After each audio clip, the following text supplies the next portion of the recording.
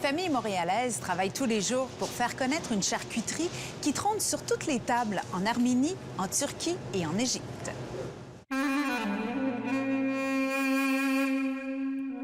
Au Québec, on ne connaît pas beaucoup le basterma. Les francophones, ils ne connaissent pas trop. Donc, c'est vraiment une nouveauté pour eux autres. C'est une viande qui est une charcuterie salée séchée qui n'a aucune cuisson. Donc, déjà là, la couleur reste le beau rouge, là. Comme vous voyez, juste cette viande-là, ça prend 1 mois pour le préparer. Alors là, je peux goûter simplement comme ça, là. Ben oui, allez-y. Pour avoir le goût complet. Déjà, ça se déchire très facilement, là. C'est très tendre. C'est goûteux, mais c'est un bel équilibre. Hein. C'est très salé. On goûte le cumin.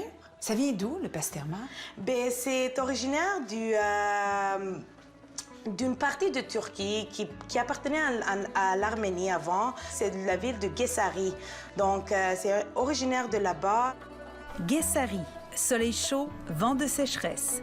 Cette charcuterie est née du besoin de conserver la viande et de pouvoir la transporter.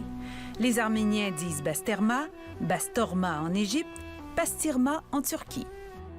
Il y a plusieurs façons de manger, donc tu peux manger juste comme ça avec du pain pita. On peut le cuire aussi, mélanger avec des œufs pour déjeuner, qui est très bon. Petit déjeuner au boulot le matin, en famille.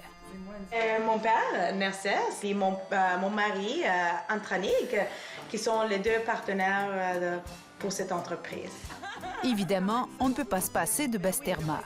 C'est notre déjeuner principal, disons comme... On mange ça avec des œufs, puis on peut faire ça aussi, juste les tourner, tu sais.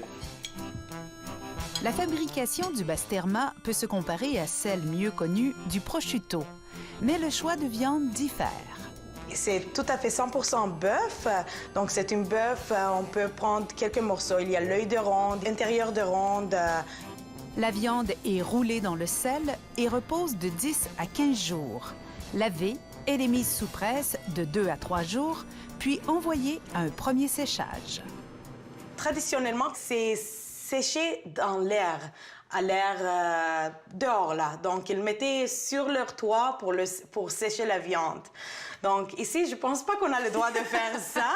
Quand même, on a des salles préparées juste pour ça. Humidité et réfrigérateur, tout équilibré ensemble.